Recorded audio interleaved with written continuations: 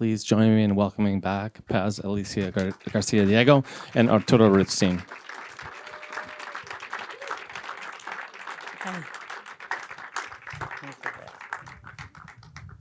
So I'm going to start out with a couple questions, and then we can open up to the audience. And I just want to start maybe by asking about what inspired the idea for the film and how it came about. What do you think inspired the idea of the film? I don't know. I think maybe in a sense, it's the sense of this film is my will, my testament. I'm approaching the age where I'm close to the character of the film. So I'm thinking, but It was old age and horniness. A couple of very inspiring things, no doubt. And then maybe we can talk a little bit about how you work together, I think. Because Paz, you write it. Arturo, at what point are you involved in the writing, or is Paz involved in the shooting part of the film? Maybe Yeah, well, it's evolved.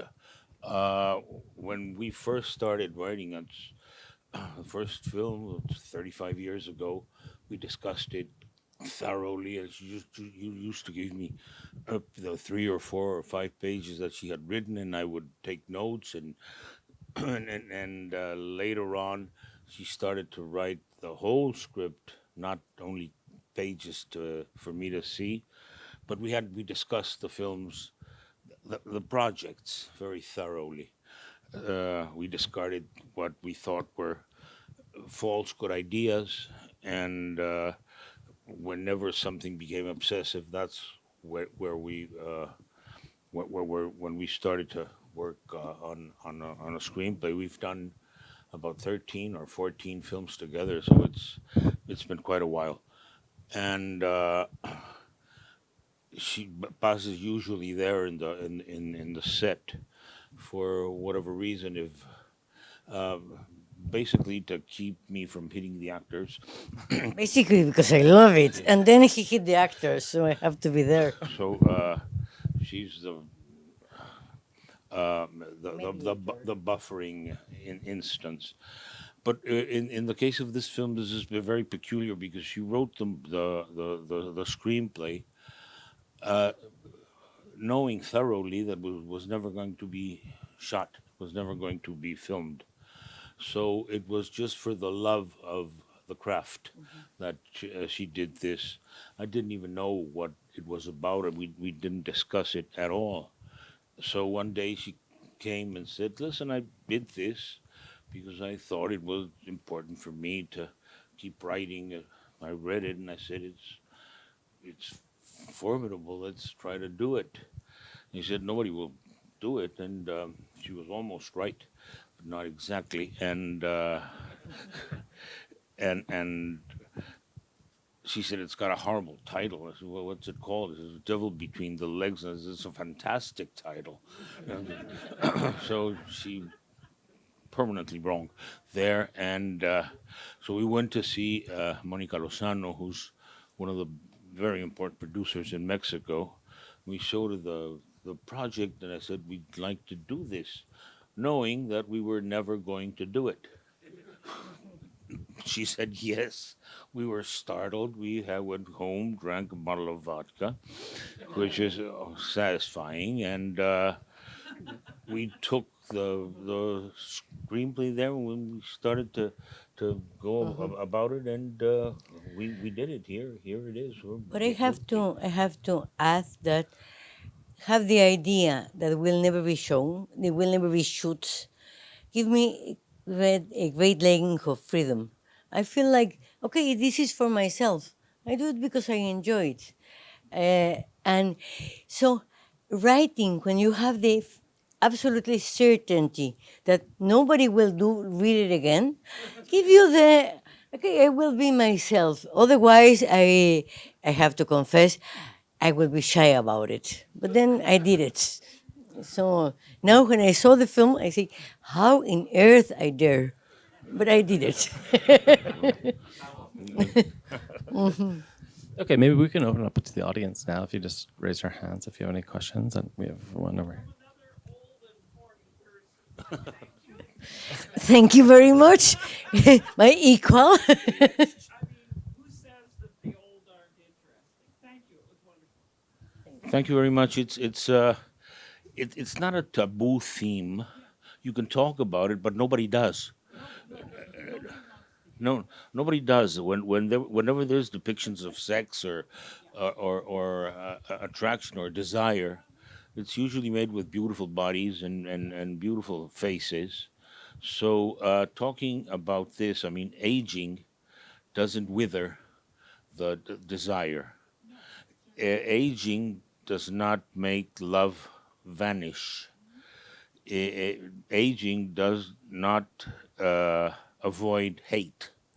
So this is a film about mad love in the French sense of it, of the 1920s, and mad hate, of course.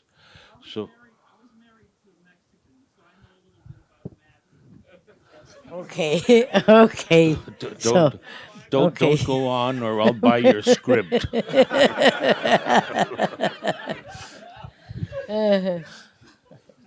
Thank you. Okay, do we have any more questions? Yeah, right here. I'm just sort of curious as to the selection of your actors.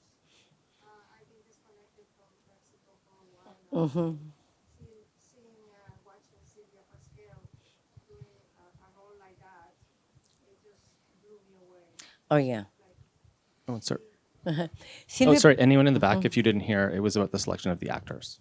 the actress in this case. The actress is the daughter of Silvia Pinal, which is a very well actress in Mexico. She worked with Buñuel in Viridiana and the Angel, the Exterminating Angel, and is very well. The mother. And the daughter has a very great career. He didn't do anything in her life. And once we called her for a smallest part in a film, and we were blown away because she's a wonderful actress. And when I began writing this, with the absolute certainty that will never be shoots in my life, I nevertheless have this maniac idea that I have to choose a face, so I can write around the face, and in my mind I choose her, and it's just perfect. It has the right age, the right decay. Well, yes, she's decay, of course, and she has a talent which is on brute. She don't know what she's capable of. And it's fantastic when you work with an actor who has no idea she has talent. No, Arturo she, can she, say. she knows what she can do, of course. But her career is truly pathetic. Terrible. It's a wonderful actress that was important in soaps and made some of the worst movies ever.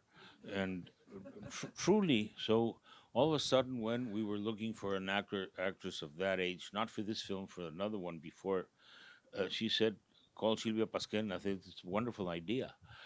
And I called her, and Alejandro Suárez, the old man, is also a comedian. He was never a serious actor, whatever that means, but he was always in comedy and very sloppy sort of comedies. But when you get these actors that have been forever in the stage in whatever manner and fashion, you know you have a versatility. You know they are uh, wonderfully controllable. You know that they have the brilliance of people who don't expect anything, like we did at the outset, and of course, convincing the actors when we had convinced the producer was complicated. They had to do things that they had never done before. But my line was for to Sylvia Pasquel, "You're 70. No actresses get the main role of a movie at 70, and this is going to be your best movie ever, Your last chance. and it's the last one. So both of them accepted under that condition, and it was a pre-mortem, and and and uh, and they did a magnificent job. They suffered desperately throughout the making of the movie, really, because they had never done anything like this. And it was not difficult. They just suffered very much, but we didn't. So it was uh, very malleable. It was really good to work with them.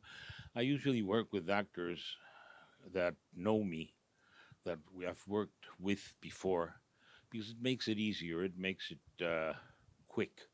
We have very limited time in Mexico to shoot a movie. This is the 25-day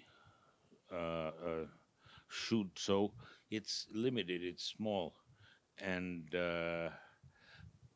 im- working with actors that you've worked with before makes it very simple to direct. It's just one or two or three lines of direction in which you pose a problem and they solve it. And the better the actors, the better the solution. Right here. The question was about the choice of using shooting the film in black and white. I was in film. I was involved in film since I was a baby. My father was a producer, so I grew up in a movie studio. I saw it forever, and I learned to know my country and narrative in black and white, because that's what it was like 70 years ago. And I was 5, and so I grew up learning that and loving it. Then things changed in film, and color ensued, and I've made a bunch of movies, and all of them, or almost all of them, were thought of in black and white. Black and white takes you to certain essence of what film is. Uh, Photography has this magnificent quality, and it is easily provable by, you see work of the great photographers, still photographers in the world, and most of their work is always in black and white.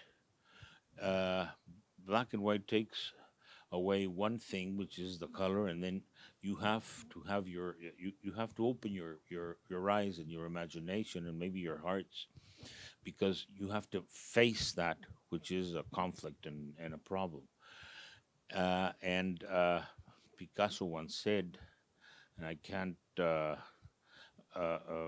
don't get tired of quoting him, and he said, "Color debilitates." And in his work, I'm sure it is. When you think of Picasso's black and white work, like the Guernica, or the all the paintings about the old painter and the models and things like that, or the bullfights, it is absolutely beautiful. So black and white was my reason to love movies. So I tried it back, and in this case, we were allowed to do it, because we're not allowed all the time. So black and white is Enlarge beauty. reality. Black and white make reality not as it really is, dim and regular and contained. Give you a universe, and we need to have a universe inside of the house of the old couple.